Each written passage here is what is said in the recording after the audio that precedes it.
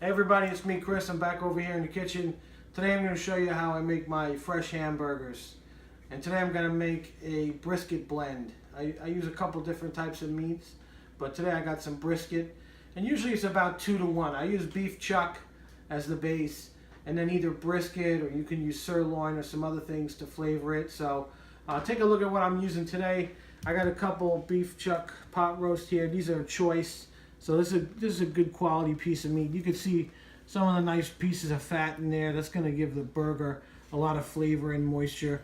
And then I got my brisket over here. Also, that's choice grade.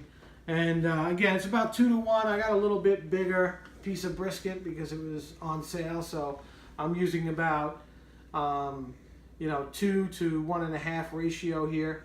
But these are going to produce some really awesome burgers. And I've been doing this for a while now. I got to tell you, everybody that's tried my burgers has told me that really that they're the best burgers they've ever had, just in terms of the taste of them and the fact that they don't shrink from having too much fat, and then the flavor is just really exceptional. So let me show you how to set up the meat grinder.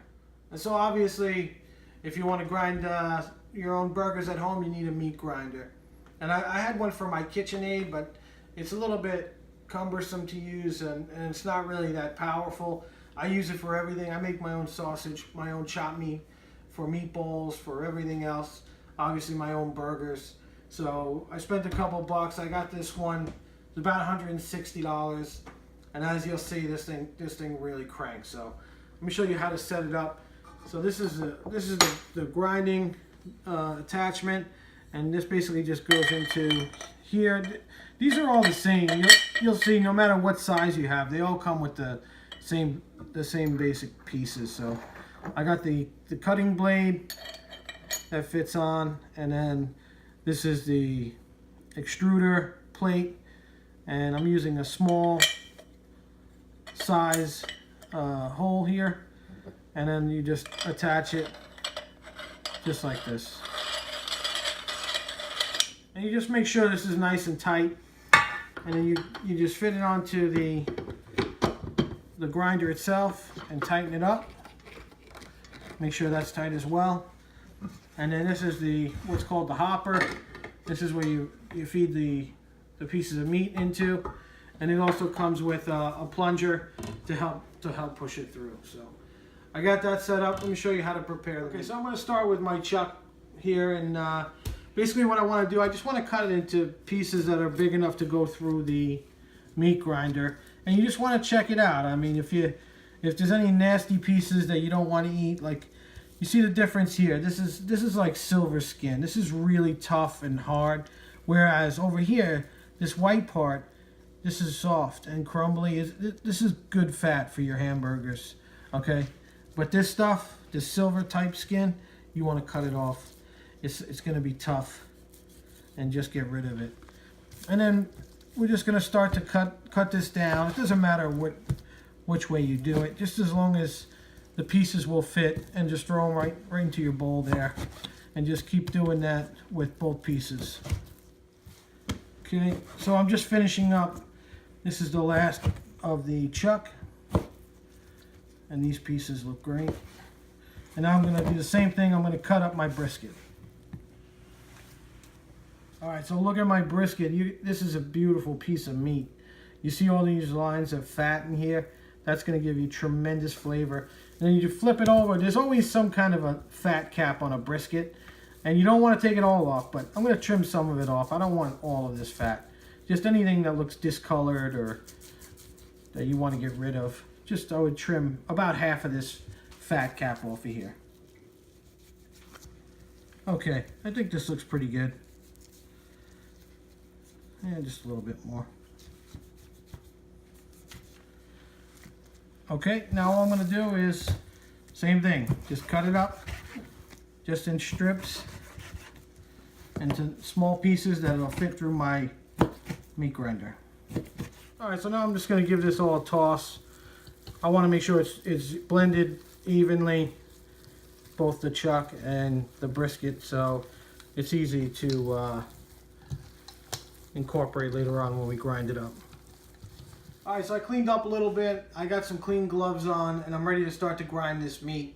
And the first thing I'm going to do is I'm just going to start to load it onto the hopper and into the tube. Get a couple handfuls there. And then I'll turn this thing on and start to grind this meat.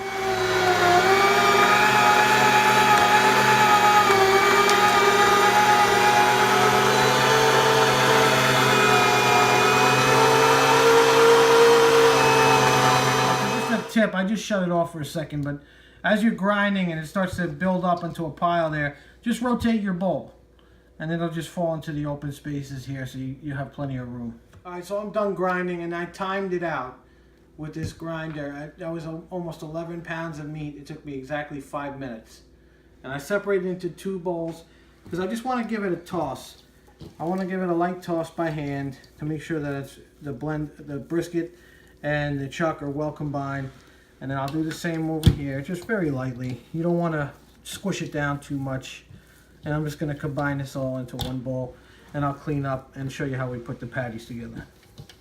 Okay, so let me show you how I make my burgers. I got some non-stick spray on a sheet pan here. And I'm just going to put down some wax paper. And the non-stick will hold it in place. And I got 2 molds. These are 4.5-inch ring molds. I really like these. I've tried the burger presses and they never seem to work. So I'm going to spray this whole thing. And I'm going to spray the molds themselves just to give them a coating. And now all I do at this point is, you can weigh this out.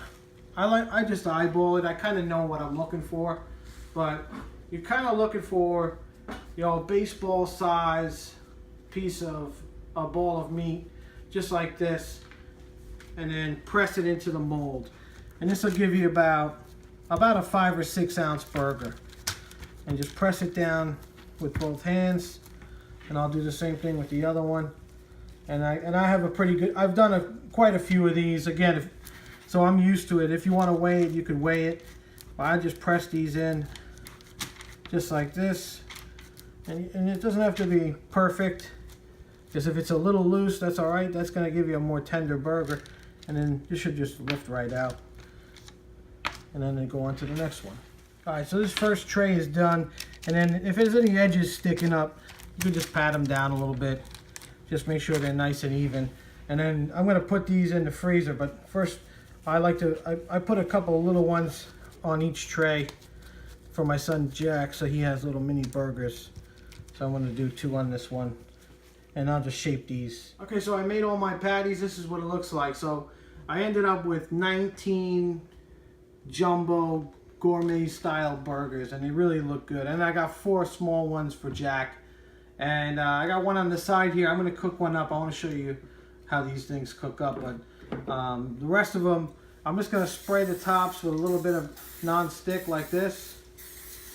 And then I'm going to cover each tray. I'm going to cover them with a little bit of wax paper.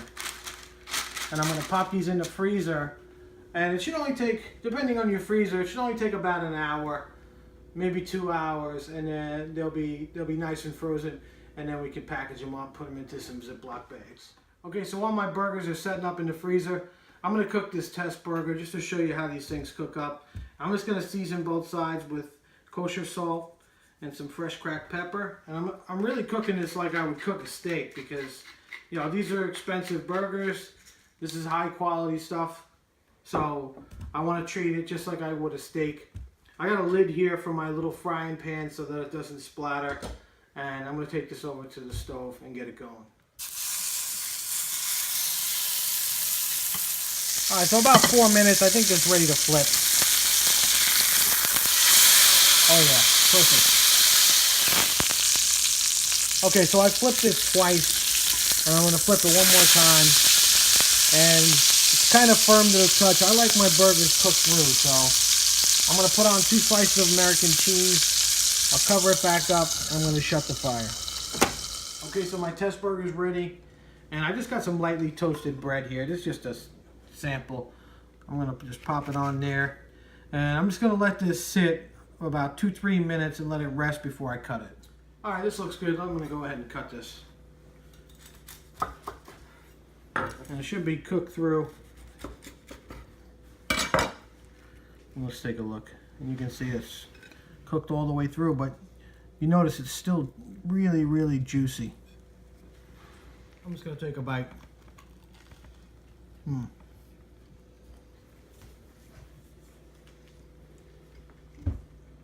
Really, really good.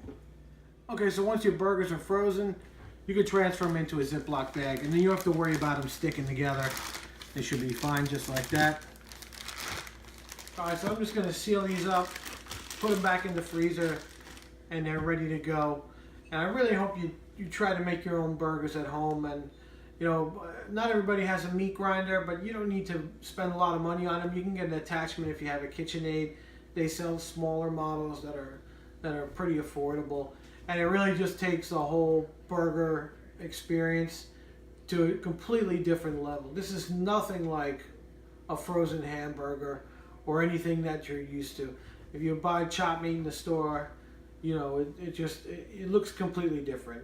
It's brown. It's not that bright, vibrant red that you see here.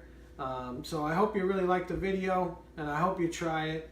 And don't forget to subscribe to my channel. Thanks for watching.